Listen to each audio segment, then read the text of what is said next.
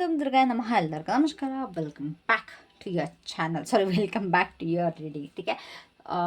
So ನಿಮಗೇನಾದರೂ ಯಾರೋ ನಿಮ್ಮ ಪ್ರೊಫೈಲ್ನ ಸೀಕ್ರೆಟಾಗಿ ನೋಡ್ತಾ ಇದ್ದಾರೆ ಅಂತ ಫೀಲಿಂಗ್ ಇದ್ದರೆ ಅವ್ರು ನಿಜವಾಗ್ಲೂ ಸ್ಟಾಕ್ ಮಾಡ್ತಾ ಇದ್ದಾರಾ, ಇಲ್ಲ ನಿಮಗೆ ಅದರ ಬರೀ ಇಂಟ್ಯೂಷನ್ ಬರ್ತಾ ಇದೆಯಾ ಅನ್ನೋದು ಇವತ್ತಿನ ರೀಡಿಂಗಲ್ಲಿ ತಿಳ್ಕೊಳ್ತೀವಿ.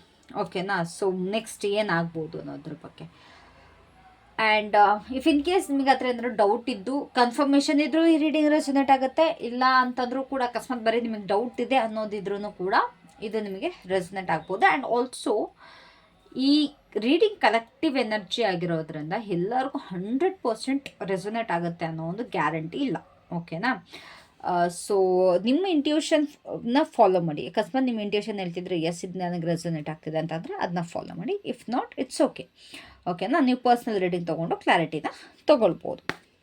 So let's start with your reading. So ಇವತ್ತಿನ ಯಾರು ನಿಮ್ಮನ್ನ ಸ್ಟಾಕ್ ಮಾಡ್ತಾ ಇದ್ದಾರೆ ಅಂತ ನಿಮಗೆ ಅನ್ನಿಸ್ತಾ ಇದೆ, ಅವರ ಒಂದು ಎನರ್ಜಿ ಏನಿದೆ ಅಂತ. ನಾನು ಸ್ಪೆಸಿಫಿಕ್ ಆಗಿ ಇಲ್ಲಿ ಯಾವ ಪರ್ಸನ್ ಅಂತ ಹೇಳ್ತಾ ಇಲ್ಲ.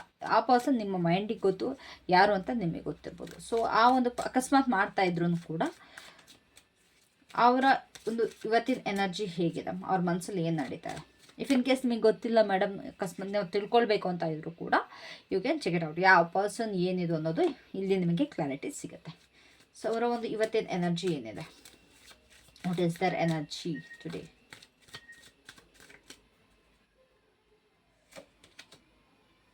ಇವತ್ತು ನಾವು ಹಿಂದಿ ಪದಗಳು ಬರ್ತಾ ಇದೆ. ಓಕೆ, ಸಾರಿ. ಸೊ ಇವತ್ತು ಅವರಿಗೆ ತುಂಬ ಒಂಥರ ತಲೆ ಬಿಸಿ ಆಗ್ತಾ ಇದೆ, ಯಾವುದೋ ಒಂದು ಟೆನ್ಷನ್ನಲ್ಲಿದ್ದಾರೆ. ಮೇ ಬಿ ಇವರ ಒಂದು ಬಾಸ್ ಅಥವಾ ಇವರ ಒಂದು ಅಪ್ಪರ ಹ್ಯಾಂಡ್ ಏನಿದ್ದಾರೆ ಇವ್ರಿಗೆ ಸ್ವಲ್ಪ ಪ್ರೆಷರ್ ಹಾಕ್ತಾ ಇದ್ದಾರೆ, ಸ್ವಲ್ಪ ಟೆನ್ಷನ್ ಕೊಡ್ತಾ ಇದ್ದಾರೆ. ಯಾವುದೋ ಒಂದು ಕೆಲಸದಲ್ಲಿ ಇವರ ಒಂದು ಮೇಲಧಿಕಾರಿಗಳು ಏನಿರ್ತಾರೆ ಅಥವಾ ಇವ್ರು ಯಾರ್ದಾರು ಕೆಳಗಡೆ ಕೆಲಸ ಮಾಡ್ತಾಯಿದ್ರೆ ಅವರ ಒಂದು ಏನಿರ್ತಾರಲ್ವ, ಬರ್ತಾ ಇಲ್ಲ ಗೈಸ್ ಬಾಯಿಗೆ, ಅಡ್ಜಸ್ಟ್ ಮಾಡ್ಕೊಳ್ಳಿ.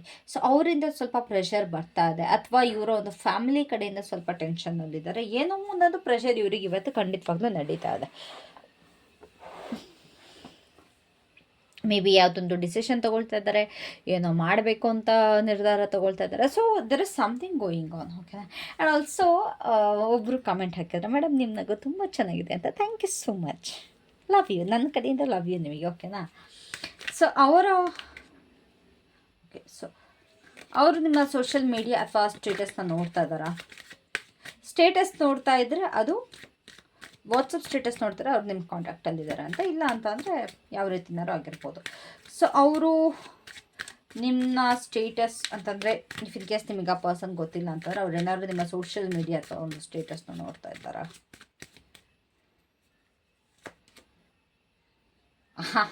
ಖಂಡಿತವಾಗ್ಲೂ ಗೈಸ್, ನಿಮ್ಮ ಒಂದು ಡೌಟ್ 100% ನಿಜ. ಅಕಸ್ಮಾತ್ ನಿಮ್ಮ ಮೈಂಡಲ್ಲಿ ಯಾವ್ದಾರು ಪರ್ಸನ್ ಬಗ್ಗೆ ಇಟ್ಕೊಂಡು ನೀವು ನೋಡ್ತಾ ಇದ್ರೆ ಇದು 100% ನಿಜ. ಓಕೆನಾ? ಖಂಡಿತವಾಗ್ಲೂ ಈ ಒಂದು ಪರ್ಸನ್ ನಿಮ್ಮನ್ನ ಸ್ಟಾಕ್ ಮಾಡ್ತಾ ಇದ್ದಾರೆ, ಸೀಕ್ರೆಟಾಗಿ ಕದ್ದು ಮುಚ್ಚಿ ನಿಮ್ಮ ಬಗ್ಗೆ ತಿಳ್ಕೊತಾ ಇದ್ದಾರೆ. ಓಕೆನಾ? ಇವರು ಸ್ಟಾಕ್ ಮಾಡ್ತಿಲ್ಲ ಅಂತ ಹೇಳಲ್ಲ, ಖಂಡಿತವಾಗ್ಲೂ ನಿಮ್ಮ ಬಗ್ಗೆ ತುಂಬ ಡೀಪಾಗಿ ಸ್ಟಾಕಿಂಗ್ ಫೇಸಲ್ಲಿದ್ದಾರೆ. ಏನು ಗೊತ್ತಾ, ಇಲ್ಲಿ ಡೈರೆಕ್ಟಾಗಿ ಮಾಡ್ತಾಯಿಲ್ಲ ಅಂತಂದರೆ ಅವರ ಓನ್ ಅಕೌಂಟಿಂದ ಮಾಡ್ತಾಯಿಲ್ಲ. ನನಗೆ ಇಲ್ಲಿ ತುಂಬ ಜನಕ್ಕೆ ಫೇಸ್ಬುಕ್ ಮತ್ತು ಎಸ್ಪೆಷಲಿ ಇನ್ಸ್ಟಾಗ್ರಾಮ್ ತುಂಬ ಬರ್ತಾಯಿದೆ. ಫಿಂಗರ್ಸ್ ನೀವು ಇನ್ಸ್ಟಾಗ್ರಾಮಲ್ಲಿದ್ದರೆ ಯಾವ ಥರ ಬರ್ತಿದೆ ಅಂತಂದರೆ, ಯಾವುದೋ ಒಂದು ಫೇಕ್ ಅಕೌಂಟ್ ಮಾಡಿಕೊಂಡು ಆ ಫೇಕ್ ಅಕೌಂಟಿಂದ ನಿಮ್ಮನ್ನ ಸ್ಟಾಕ್ ಮಾಡ್ತಿದ್ದಾರೆ. ಯಾವುದೊಂದು ಗೊಂಬೆದೆಲ್ಲ ಪ್ರೊಫೈಲ್ ಪಿಕ್ಚರ್ ಹಾಕ್ಕೊಂಡು ಅಥವಾ ಬೇರೆ ಯಾವುದೋ ಒಂದು ಪ್ರೊಫೈಲ್ ಪಿಕ್ಚರ್ ಹಾಕ್ಕೊಂಡು ನೀವು ಹಾಕೋ ಸ್ಟೇಟಸ್ಗಳು, ನೀವು ಹಾಕೋ ಪಿಕ್ಚರ್ಸ್ಗಳು, ಫೋಟೋಸ್ಗಳನ್ನ ನೋಡ್ತಾ ಇದ್ದಾರೆ. ಆ್ಯಂಡ್ ತುಂಬ ಜನ ಅವರ ಒಂದು ಫ್ರೆಂಡ್ಸ್ ಫೋನಿಂದ ಕೂಡ ನೋಡ್ತಾ ಇದ್ದಾರೆ. ಸ್ಪೆಷಲಿ ನೀವು ಯಾವುದೋ ರೀಸೆಂಟಾಗಿ ಯಾವುದೋ ಫಂಕ್ಷನ್ನಿಂದು ಅಥವಾ ಏನೋ ತುಂಬ ಚೆನ್ನಾಗಿ ರೆಡಿ ಆಗಿಬಿಟ್ಟು ಹಾಕಿದ್ದಂಥ ಫೋಟೋ ಕೂಡ ತುಂಬ ಅಬ್ಸರ್ವ್ ಮಾಡಿದ್ದಾರೆ ಈ ಪರ್ಸನ್. ಯಾವುದೋ ಒಂದು ಫ್ಯಾಮಿಲಿ ಗ್ಯಾದರಿಂಗ್ಸ್ ಬಗ್ಗೆನೋ ಯಾವುದೋ ಒಂದು ಫ್ಯಾಮಿಲಿ ಫಂಕ್ಷನ್ದ ಏನೋ ಒಂದು ರೀಸೆಂಟಾಗಿ ಫೋಟೋ ಅಪ್ಲೋಡ್ ಮಾಡಿದ್ದೀರಾ, ಅದನ್ನು ನೋಟಿಸ್ ಮಾಡ್ತಾ ಇದ್ದಾರೆ.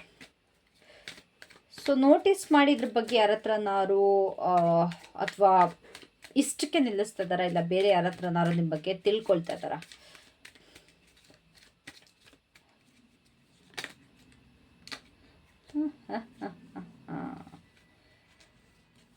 ಇದು ಆ್ಯಕ್ಚುಲಿ ನಾನು ತಿಳ್ಕೊಳ್ತಾ ಇದ್ದಾರೆ ಅಂತಾರೆ, ಇನ್ನೊಬ್ಬರ ಹತ್ರ ನಿಮ್ಮ ಬಗ್ಗೆ ಕೇಳ್ತಾ ಇದ್ದಾರೆ ಅನ್ನೋದು ನನಗೆ ಗ್ಯಾರಂಟಿ ಕೊಡಲ್ಲ, ಶ್ಯೂರಿಟಿ ಕೊಡಲ್ಲ. ಬಿಕಾಸ್ ಕೆಲವೊಬ್ರಿಗೆ ಅನ್ನಿಸ್ಬೋದು, ಇಲ್ಲ ಕೆಲವೊಬ್ರಿಗೆ ಇರ್ಬೋದು, ಸಿಚುವೇಶನ್ ಇರ್ಬೋದು, ನೀವು ನಿಮ್ಮ ಒಂದು ಫ್ರೆಂಡ್ಸ್ಗಳಿಂದ ಇಲ್ಲ ಫ್ಯಾಮಿಲಿ ರಿಲೇಟಿವ್ಸಿಂದ ಈ ಪರ್ಸನ್ ತಿಳ್ಕೊಳ್ತಾ ಇರ್ಬೋದು. ಬಟ್ ತುಂಬ ಜನಕ್ಕಿಲ್ಲಿ ಇವ್ರು ಏನು ನೋಡ್ತಾ ಇದ್ದಾರೆ ಇದು ಮಾತ್ರ ನೋಡ್ತಾ ಇದ್ದಾರೆ ಅಂತಂದರೆ, ಇವರ ಫ್ರೆಂಡ್ಸ್ಗೂ ಹೇಳ್ತಿಲ್ಲ ಅವ್ರು ನಿಮ್ಮನ್ನ ಸ್ಟಾಕ್ ಮಾಡ್ತಾ ಇದ್ದಾರೆ ಅಂತ. ಫ್ರೆಂಡ್ಸ್ ಫೋನ್ ಇಸ್ಕೊಂಡು ಸುಮ್ಮನೆ ಏನೋ ನೋಡೋ ಥರ ನಿಮ್ದನ್ನು ಚೆಕ್ ಮಾಡೋದು ಈ ರೀತಿ ಮಾಡ್ತಾ ಇದ್ದಾರೆ. ಯಾರ ಹತ್ರನೂ ಇವರ ಒಂದು ಭಾವನೆನ ಹೇಳ್ಕೊಳ್ತಾ ಇಲ್ಲ, ಇವರಷ್ಟಕ್ಕೆ ಇವರು ಇಟ್ಕೊಳ್ತಾ ಇದ್ದಾರೆ. ಇವ್ರು ಮಾತ್ರ ಇವ್ರಿಗೆ ನೋಡ್ಬೇಕು ಅನ್ನಿಸ್ತಾ ತೆಗೆದು ನೋಡ್ತಾರೆ, ಇಲ್ವ ಓಕೆ ಸ್ಟಾಪ್ ಮಾಡ್ತಾರೆ. ನಿಮ್ಗೆ ಅವ್ರಿಗೆ ಏನೇ ನಿಮ್ಮ ಬಗ್ಗೆ ತಿಳ್ಕೊಳ್ಬೇಕು ಅಂತಂದಿದ್ರು ಅವರ ಪ್ರಯತ್ನದಿಂದ ತಿಳ್ಕೊಳ್ತಾ ಇದ್ದಾರೆ ಹೊರ್ತು ಅವರ ಫ್ರೆಂಡ್ಸಿಂದಾಗಲಿ ಅಥವಾ ಫ್ಯಾಮಿಲಿಯಿಂದಾಗಲಿ ಅಥವಾ ಯಾವ ಒಂದು ಮ್ಯೂಚುವಲ್ ಫ್ರೆಂಡ್ಸಿಂದ ಕೂಡ ಅವರು ಟ್ರೈ ಮಾಡ್ತಾ ಇಲ್ಲ. ಬಿಕಾಸ್ ಅದು ನೆಗೆಟಿವ್ ಆಗೋ ಚಾನ್ಸಸ್ ಕೂಡ ಇದೆ, ಅಥವಾ ಅದು ಬೇರೆ ರೀತಿ ಆಗೋ ಚಾನ್ಸಸ್ ಕೂಡ ಇದೆ ಅಂತೇಳ್ಬಿಟ್ಟು ಇವರು ಯಾವುದೇ ಕಾರಣಕ್ಕೂ ಮಾಡ್ತಾ ಇಲ್ಲ. ಓಕೆನಾ? ಸೊ ಅವ್ರಿಗೆ ನಿಮ್ಮ ಬಗ್ಗೆ ಏನಕ್ಕೆ ಇಷ್ಟು ಕ್ಯೂರಿಯಾಸಿಟಿ ಇದೆ, ಯಾವ ವಿಷಯಕ್ಕೋಸ್ಕರ ಇಷ್ಟು ಕ್ಯೂರಿಯಸ್ ಆಗಿ ಅವ್ರು ನಿಮಗೆ ಸ್ಟಾಕ್ ಮಾಡ್ತಾ ಇದ್ದಾರೆ ಗೈಸ್? ನಿಮ್ಮ ಫ್ರೆಂಡ್ಸ್ ಕೂಡ ಆಗಿರ್ಬೋದು, ಇದು ನಿಮ್ಮ ಬಾಯ್ ಫ್ರೆಂಡ್ ಆಗಿರಬೇಕು ಅಂತೇನಿಲ್ಲ, ಅಥವಾ ನಿಮ್ಮ ರಿಲೇಟಿವ್ಸ್ ಕೂಡ ಆಗಿರ್ಬೋದು, ಯಾರಾದರೂ ಆಗಿರ್ಬೋದು. ಇದು ನಿಮ್ಗೆ ಬಿಟ್ಟಿದ್ದು, ಯಾರು ಈ ಪರ್ಸನ್ ನಿಮ್ಮನ್ನ ಸ್ಟಾಕ್ ಮಾಡ್ತಿರಬಹುದು ಅಂತ. ಯಾಕೆ ಅವ್ರಿಗೆ ಇಷ್ಟು ಕ್ಯೂರಿಯಾಸಿಟಿ, ಅಥವಾ ಏನು ವಿಷಯ ಅದಷ್ಟು ಇವರಿಗೆ ಕ್ಯೂರಿಯಸ್ ಮಾಡೋವಂಥದ್ದು? Okay okay okay the way you travel, ನೀವು ಟ್ರಾವೆಲಿಂಗ್ ಮಾಡೋಂಥ ತುಂಬ ಇಷ್ಟ. ಆ್ಯಂಡ್ ಆಲ್ಸೋ ಏನು ಬರ್ತಿದೆ ಅಂತಂದರೆ, ತುಂಬ ಜನ ಇಲ್ಲಿ ನಿಮ್ಮ ಲವ್ ಲೈಫ್ ಬಗ್ಗೆ ಕೂಡ ಸ್ಟಾಕ್ ಮಾಡ್ತಾಯಿದ್ದಾರೆ. ಮೇ ಬಿ ಇದು ಫ್ಯಾಮಿಲಿ, ಯಾರ್ಯಾರೆಲ್ಲ ಫ್ಯಾಮಿಲಿ, ತುಂಬ ಜನಕ್ಕೆ ಇಲ್ಲಿ ಫ್ಯಾಮಿಲಿನೇ ಗೈಸ್ ಬರ್ತಾ ಇರೋದು. ಫ್ಯಾಮಿಲಿ ಅಂತಂದರೆ ಕಸಿನ್ಸ್ಗಳಾಗಿರ್ಬೋದು, ರಿಲೇಟಿವ್ಸ್ ಆಗಿರ್ಬೋದು, ಏನು ಮಾಡ್ತಾಯಿದ್ದಾರೆ, ಮಾಡ್ತಾಯಿದ್ದೀರಾ ಅಂತ. ಈವನ್ ಥರ್ಡ್ ಪಾರ್ಟೀಸ್ ಕೂಡ ಇಲ್ಲ, ನೋ ಕಾಂಟ್ಯಾಕ್ಟಲ್ಲಿರೋರು ಕೂಡ ಆಗಿರ್ಬೋದು. ಐ ಡೋಂಟ್ ನೋ, ನಿಮಗೆ ಬಿಟ್ಟಿದ್ದು ಯಾರದು ಅಂತ. ಸೊ ತುಂಬ ಜನಕ್ಕೆ ಏನಕ್ಕೆ ನಿಮ್ಮ ಬಗ್ಗೆ ಏನು ಎಕ್ಸೈಟ್ ಮಾಡ್ತಿದೆ ಅಂತಂದರೆ, ನೀವು ಏನು ಸುತ್ತಾಡ್ತಾ ಇದ್ದೀರಾ, ನೀವೇನು ಜಾಲಿ ಮಾಡ್ತಾ ಇದ್ದೀರಾ, ಏನು ಜೋಶಲ್ಲಿದ್ದೀರಾ ನಿಮ್ಮ ಲೈಫಲ್ಲಿ, ಅದನ್ನು ತಿಳ್ಕೊಳ್ಳೋದಕ್ಕೆ ಕ್ಯೂರಿಯಾಸಿಟಿ ಇವ್ರಿಗೆ. ಓಕೆನಾ? ಅಕಸ್ಮಾತ್ ನೀವೇನಾದ್ರು ಆಚೆ ಹೋಗ್ತಿದ್ರೆ ಬೇರೆ ಯಾವ್ದ್ರ ಜೊತೆ ಹೋಗ್ತಾ ಇದ್ದೀರಾ, ನಿಮ್ಮ ಬಾಯ್ ಫ್ರೆಂಡ್ ಜೊತೆ ಹೋಗ್ತಾ ಇದ್ದೀರಾ, ಗರ್ಲ್ ಫ್ರೆಂಡ್ ಜೊತೆ ಹೋಗ್ತಾ ಇದ್ದೀರಾ, ಇದ್ರ ಬಗ್ಗೆ ತಿಳ್ಕೊತಾ ಇದ್ದಾರೆ. ಓಕೆನಾ? ಥರ ಒಬ್ಬರೇ ಟ್ರಾವೆಲ್ ಮಾಡ್ತಾ ಇದ್ದೀರಾ, ಇಲ್ಲ ಫ್ರೆಂಡ್ಸ್ಗಳ ಜೊತೆ ಮಾತ್ರ ಮಾಡ್ತಾ ಇದ್ದೀರಾ, ಈ ರೀತಿ ಕ್ಯೂರಿಯಾಸಿಟಿ ಜಾಸ್ತಿ ಇದೆ. ಅಕಸ್ಮಾತ್ ನಿಮ್ಮ ಪಾಸ್ಟ್ ಪರ್ಸನ್ ಆಗಿದ್ರೆ ಅವ್ರಿಗೂ ಕೂಡ ಇದಕ್ಕೆ ಕ್ಯೂರಿಯಾಸಿಟಿ, ನಿಮ್ಮ ಲೈಫಲ್ಲಿ ಬೇರೆ ಯಾರು ಇದ್ದೀರಾ, ಅಕಸ್ಮಾತ್ ಇದ್ದರೆ ಅವ್ರ ಜೊತೆ ನೀವು ಏನೇನು ಮಾಡ್ತಾ ಇದ್ದೀರಾ ಅನ್ನೋದ್ರ ಬಗ್ಗೆ ತುಂಬ ಯೋಚಿಸ್ತಾ ಇದ್ದಾರೆ ಗೈಸ್. ಬಿ ಕೇರ್ಫುಲ್, ನಂಬೇಡಿ ಇಂಥ ಪರ್ಸನ್ಗಳನ್ನ, ನಂಬೇಡಿ. ಗೊತ್ತಿರುತ್ತೆ ನಿಮಗೆ ಯಾರದು ಅಂತ. ಓಕೆ, ಸೊ ಅವ್ರು ಏನು ಸ್ಟಾಕ್ ಮಾಡ್ತಿದ್ದಾರೆ ಆ್ಯಕ್ಚುಲಿ, ಅದಕ್ಕೆ ಏನು ಕಾರಣ ಅಂತಂದರೆ, ಇವಾಗ ಪ್ರೀತಿಯಿಂದ ಸ್ಟಾಕ್ ಮಾಡ್ತಿದ್ದಾರೆ, ಉರ್ಕೊಂಡು ಸ್ಟಾಕ್ ಮಾಡ್ತಾಯಿದಾರ, ಗಿಲ್ಟಾ, ಈಗೂ ಏನು ಫೀಲಿಂಗ್ಸ್ ಇದೆ ಅವ್ರಿಗೆ, ಏನು ಸ್ಟಾಕ್ ಮಾಡಿದ್ದಾರೆ, ಯಾವ ಫೀಲಿಂಗ್ಸ್ ಇಟ್ಕೊಂಡು ಅವ್ರು ನಿಮ್ಮನ್ನ ಸ್ಟಾಕ್ ಮಾಡ್ತಾಯಿದ್ದಾರೆ? ನನ್ನ ಪ್ರಕಾರ ಜಲಸ್ಸಿನೇ ಇರುತ್ತೆ.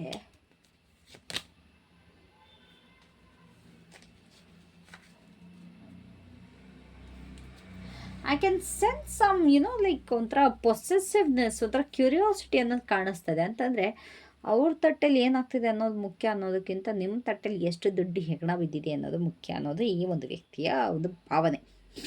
ಓಕೆನಾ? ಕ್ಯೂರಿಯಾಸಿಟಿ ಕೂಡ ಇದೆ, ಜಲಸ್ ಅಂತೂ ತುಂಬ ಇದೆ. ಇದೆರಡು ಬಿಟ್ಟು ಇನ್ಯಾವ ಎಮೋಷನ್ಸು ನನಗೆ ಸೆನ್ಸ್ ಆಗ್ತಾಯಿಲ್ಲ. ಇಟ್ಸ್ ಲೈಕ್ ಓಕೆ, ನಿಮ್ಮ ಲೈಫಲ್ಲಿ ಏನಾದ್ರು ಪ್ರಾಬ್ಲಮ್ ನಡೀತಾ ಇದೆಯಾ, ನಾನು ನಿಮ್ಮ ಪ್ರಾಬ್ಲಮ್ ನೋಡ್ಕೊಂಡು ನಾನು ಖುಷಿಯಾಗಿದ್ದೀನಿ. ಇಲ್ಲ ನೀವೇನಾದ್ರು ಮಾಡ್ತಾಯಿದ್ದೀರಾ, ನೀವು ಬೇರೆ ಯಾವುದೋ ಪರ್ಸನ್ ಜೊತೆ ಇದ್ದೀರಾ, ಓಕೆ ನಾನು ಇದ್ರ ಬಗ್ಗೆ ಎಲ್ಲರ ಹತ್ರನೂ ಮಾತಾಡ್ತೀನಿ. ಈ ಒಂದು ಎನರ್ಜಿ ಇವರಿಗೆ ಎಲ್ಲರ ಹತ್ರ ನಿಮ್ಮ ಬಗ್ಗೆ ಮಾತಾಡಬೇಕು, ಅದೇ ಮೇನ್ ಪ್ರಾಬ್ಲಮ್ ಇಲ್ಲಿ. ಅದೇನೋ ಹೇಳ್ತಾರಲ್ಲ, ತನ್ನ ಮನೆ ದೋಸೆ ತೆಗೆದ್ರೂ ಪರವಾಗಿಲ್ಲ, ಇನ್ನೊಬ್ರ ಮನೆ ಹಂಚು ನೋಡ್ತಾರೆ ಅಂತ. ಕರೆಕ್ಟಾಗಿ ಗಾದೆನೂ ಗೊತ್ತಿಲ್ಲ ಗೈಸ್ ನನಗೆ. ಆ ಥರ ಎನರ್ಜಿ ಅಲ್ಲ, ಎಲ್ಲ ಫ್ಯಾಮಿಲಿಯಲ್ಲೂ ಈ ಥರದ್ದೊಂದು ಕೆಟಗರಿ ಇದ್ದೇ ಇರುತ್ತಲ್ವ, ಈ ಥರದ್ದೊಂದು ಪೀಸ್ ಇದ್ದೇ ಇರುತ್ತಲ್ವ. I hate that, literally I hate that. ದೇವರೇ.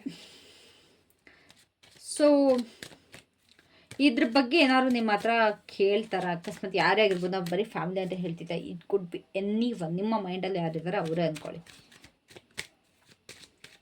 ಸೊ ಇದ್ರ ಬಗ್ಗೆ ಏನಾರು ನಿಮಗೆ ಕನ್ಫ್ರಂಟ್ ಮಾಡ್ತಾರ, ಮಾತಾಡ್ತಾರ ಫೇಸ್ ಟು ಫೇಸ್, ಇಲ್ಲ ಕೇಳ್ತಾರೆ ಏನಾರು ಇದ್ರ ಬಗ್ಗೆ? ಖಂಡಿತವಾಗೂ ಕೇಳ್ತಾರೆ. ಹೆಂಗೆ ಕೇಳ್ತಾರೆ ಗೊತ್ತಾ? ಇಷ್ಟೆಲ್ಲ ಸುತ್ತಾಡ್ತಿಯಲ್ಲ, ನಿನಗೆ ದುಡ್ಡು ಎಲ್ಲಿಂದ ಬರುತ್ತೆ?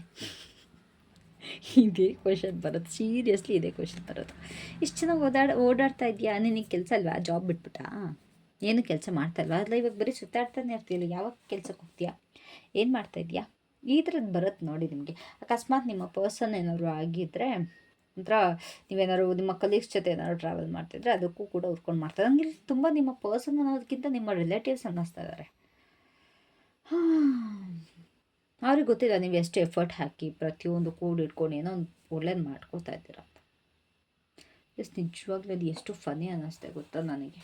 ಇದ್ರ ಬಗ್ಗೆ ನೋಡಿ, ನಿಮ್ಮ ದುಡ್ಡು, ನಿಮ್ಮ ಜಾಬ್, ಇದ್ರ ಬಗ್ಗೆನೇ ಅವರಿಗೆ ಕ್ವಶನ್ ಬರೋದು. ಈವನ್ ನೀವು ಹಸ್ಬೆಂಡ್ ಆ್ಯಂಡ್ ವೈಫ್ ಟ್ರಾವೆಲ್ ಮಾಡ್ತಿದ್ರು ಕೂಡ ನಿಮ್ಮ ರಿಲೇಟಿವ್ಸ್ ಇದೇ ಕ್ವಶನ್ ಕೇಳ್ತಾರೆ. ಅಲ್ಲ ನಿಮ್ಮ ಗಂಡ ಏನು ಮಾಡ್ತಾ ಇಲ್ವಾ? ಅಷ್ಟು ಫ್ರೀ ಆಗಿದ್ದಾರಾ? ಇಲ್ಲ ನಿಮ್ಮ ಹೆಂಡತಿ ಏನು ಅಷ್ಟು ಫ್ರೀ ಆಗಿರ್ತಾರಾ? ನಿಮ್ಮ ಮಕ್ಳಿಗೆ ಕೆಲಸ ಇಲ್ವಾ? ಅಥವಾ ನಿಮ್ಮ ಮಕ್ಕಳು ನೋಡ್ಕೊಳ್ಳಲ್ವಾ? ಸ್ಕೂಲ್ ಟೈಮ್ ಅಲ್ವಾ? ಪ್ರಶ್ನೆ ಬರುತ್ತೆ ನೋಡಿ. ಸೊ ಯೂನಿವರ್ಸ್ ಈ ಸಿಚುವೇಶನ್ ಬಗ್ಗೆ ಏನು ಹೇಳ್ತಾರೆ?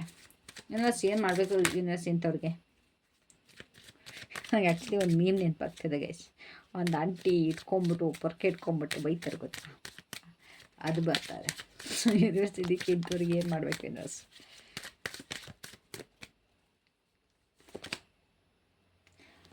ಅವ್ರನ್ನೆಲ್ಲ ಬಿಟ್ಟಾಕ್ಬಿಡಿ ಅಂತೀರಿ ಯೂನಿವರ್ಸ್. ನಿಮಗೆ ತಲೆನೇ ಕೆಡಿಸ್ಕೊಂಬಿಡಿ, ನಿಮ್ಮ ಜೀವನದಿಂದ ಕಿತ್ತು ಎಸೆರಿ. ಯಾರೇನು ಕ್ವಶನ್ ಮಾಡ್ತಾರೋ ಅವ್ರಿಗೆ ಯಾಕೆ ನೀವು ತಲೆ ಕೆಡಿಸ್ಕೊಂತೀರಾ? ನೀವು ದುಡಿಯೋದು, ನೀವು ಮಾಡೋದು ಕಂಪ್ಲೀಟಾಗಿ ನಿಮ್ಮ ಮೇಲೆ ಇರುತ್ತೆ. ಇನ್ನೊಬ್ಬರ ಮೇಲೆ ಯಾಕೆ ಡಿಪೆಂಡ್ ಆಗ್ತೀರಾ ಅನ್ನೋದು ಯೂನಿವರ್ಸಿನ ಅಡ್ವೈಸ್. ಅವ್ರು ನಿಮ್ಮ ಪಾಲಿಗೆ ಸತ್ತೇ ಹೋದ್ರು ಅಂದ್ಕೊಂಬಿಡಿ ಅಂತ. ಓಕೆನಾ?